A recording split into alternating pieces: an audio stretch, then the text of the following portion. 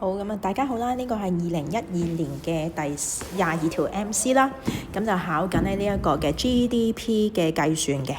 OK，咁呢一種題目咧，尤其如果用呢一種顯示方式嘅話咧，咁其實應該都係用翻 expenditure approach 嚟到去計啦。咁但係咧計嘅時候，大家就要好小心啦，因為有陣時咧有啲 item 咧其實就冇用嘅。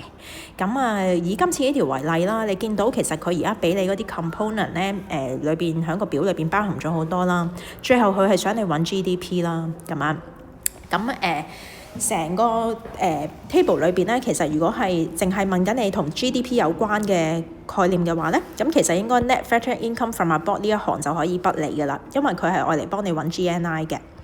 好，咁跟住然後咧，今次呢條咧，其實個 GDP effective cost 已經係提供咗啦。咁然後咧，佢就要你揾翻嗰個 increase in inventory 嘅 value 出嚟啦。咁其實我哋都係用翻代數式咁樣去計咧，就已經可以㗎啦。嗱，咁首先啦，我哋會將 GDP effective cost 擺翻去左邊做 subject 先啦，就會係264個 million 啦，係咪？咁會係等於啲咩咧？咁我哋就等於翻咧呢一個嘅逐個 component 去計啦 ，CIGSM 呢幾個 component 擺翻落去啦。咁首先揾咗 C 先啦，就會係200嘅。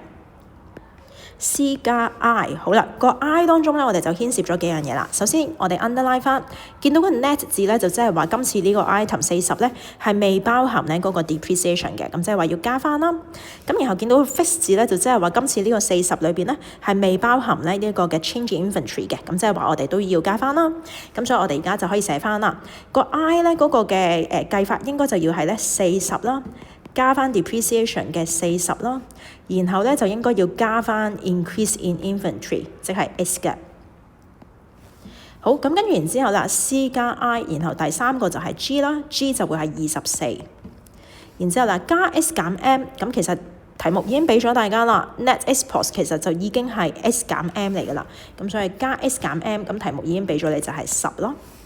好，跟住啦，我哋留意翻而家今次嗰個 GDP 咧，其實係個 factor cost 係等於264，咁即係咩意思咧？嗱，留意翻而家右邊咧，暫時呢一度呢啲嘅數值加埋咧，其實只係幫你揾緊 GDP at market price 嘅啫。我哋要將佢轉翻做264嘅 factor cost 咧，我哋就需要做翻個 adjustment。咁點樣由 market price 變 factor cost 咧？點樣由 market price 變做 factor cost 咧？咁好重要嘅就係我哋要減 indirect tax 加 production subsidy。咁點解要係咁咧？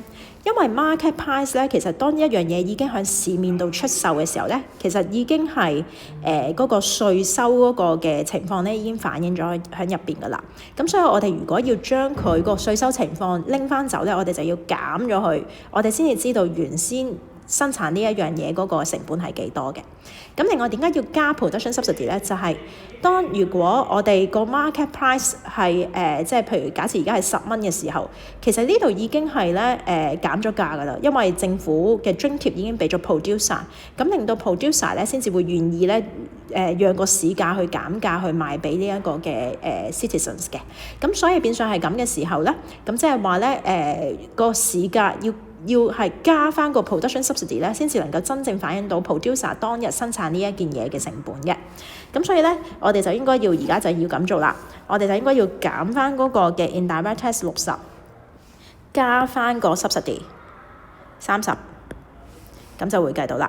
咁所以啦，當你如果換算一下嘅話咧，你就應該會發現啦，而家左手邊嗰一度啦，就會係將所有數字加埋晒之後，就會係284加 X 啦，跟住咁就會等於翻咧呢個嘅右手邊sorry 講錯咗，右手邊嗰度咧將所有數字加埋晒就會係284M 加 S 啦，就會等於翻左手邊嘅264M。咁言下之意咧，即係話 X 咧係會等於-20M 啦。OK， 咁所以答案就會係 boy 啦。得唔得？咁如果有關呢一個嘅 GDP at market price、GDP at factor cost 之間點樣轉換，想了解多啲嘅話咧，請留意我其他嘅片段。